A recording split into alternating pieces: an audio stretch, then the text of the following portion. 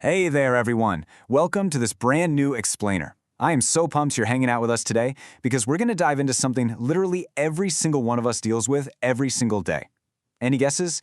Yep, we're talking about our feelings and emotions. We're going to figure out how our minds and bodies react to stuff happening around us, and we've got a super fun story lined up to help us figure it all out. But hey, before we jump into the story, how are you feeling right now? In this exact moment, are you feeling happy? Maybe you got a big smile on your face? Or maybe you're feeling a little bit tired. Honestly, whatever you're feeling right now, it is completely, perfectly fine. We all have big feelings, right? Okay, let's just dive right in. To help us make sense of all these different emotions, we've got a very special friend tagging along. Meet our guide, the Reading Bee. The Reading Bee is super smart and is basically going to take us by the wing through a really cool short story about a kid named Allie. And as we follow Allie through his day, we're going to pick up some awesome new vocabulary words. Chapter 1. Our Everyday Feelings. Did you know our feelings are actually a lot like the weather? Let's see why. Think about waking up. When the sun first comes up, our friend Allie wakes up feeling, well, a little bit sleepy. You know that feeling, right? Stretching, yawning. Sleepy is just that feeling we get when our bodies are still kind of tired, basically telling us we need like 5 more minutes in bed. Pretty much everyone gets sleepy when that morning alarm goes off. But then, boom, things change. Ollie suddenly remembers that today is a brand new day packed with amazing possibilities and fun games. His mood shifts in an absolute flash. Suddenly, he feels excited and incredibly happy. He's practically jumping in the air. The big takeaway here is that your feelings can switch gears super fast. A sleepy morning can turn into a happy, excited one just like that. Chapter 2. Ollie's Story at School. Now that the morning rush at home is done, let's follow Ollie to school. So, Allie arrives at school wearing his favorite green shirt and backpack, totally ready to tackle the day. But, as soon as he steps into the classroom and starts hanging out with his friends, he bumps into some totally different feelings. Hanging around other people almost always brings out new emotions. Let's see what happens when he chats with a classmate. This right here is a perfect example of what it means to be a good friend.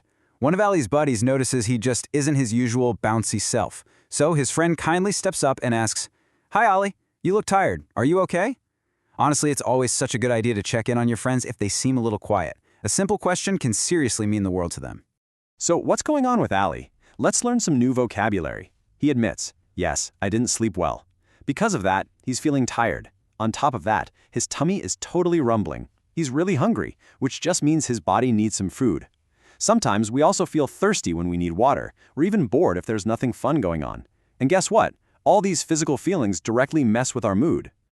Hearing this, Allie's friend gasps and goes, "Oh no, are you sick?" But Allie isn't sick with a cold or anything. He just says, "Nah, just nervous about the test." He's biting his nails, feeling nervous, and maybe even a little bit confused because he really wants to do a good job. Luckily, his friend is awesome and cheers him right up, reminding him that once the test is over, they get to go play. Chapter 3. Annoying Feelings. What to do?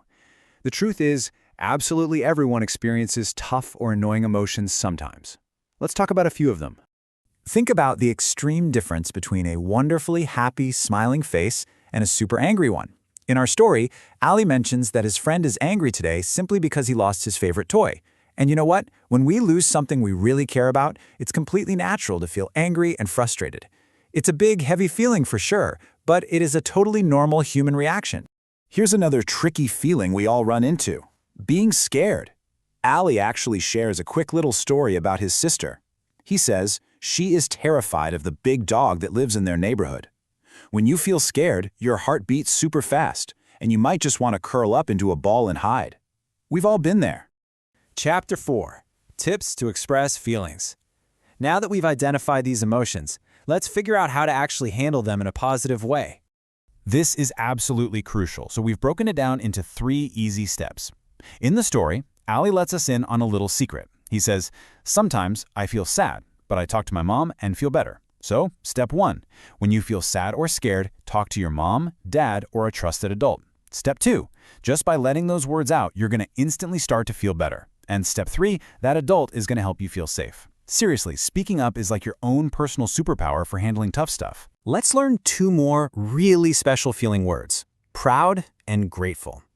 When you start to figure out your own emotions and actually talk about them bravely, Just like we're doing today, you should feel super proud of yourself. It's a big deal. And we should all feel grateful, which basically means deeply thankful, for the friends and family who actually take the time to sit and listen to us. If we look back at Ollie's whole day, it's pretty wild.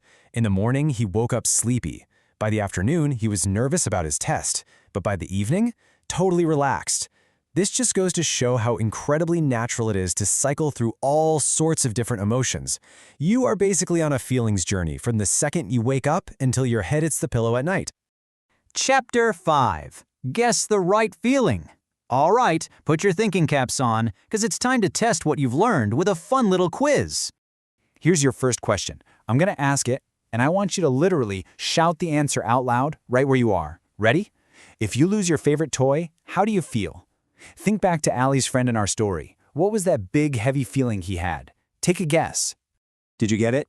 The answer is angry. Awesome job if you got that one. And listen, I just want to say right now, if you ever feel angry because you lost something special, that is completely okay. Just remember to use your superpower and talk to someone about it so you can feel better. Okay, let's do one more to really test your memory. Imagine someone has a super high temperature on a thermometer and they have to stay in bed. What feeling or condition is that? Shout it out. You guessed it. The answer is sick. When someone has a fever, they just need to rest up until they feel better. Huge congratulations to everyone who got that right. You guys have been absolutely incredible, focused learners today, mastering all of these new emotion words.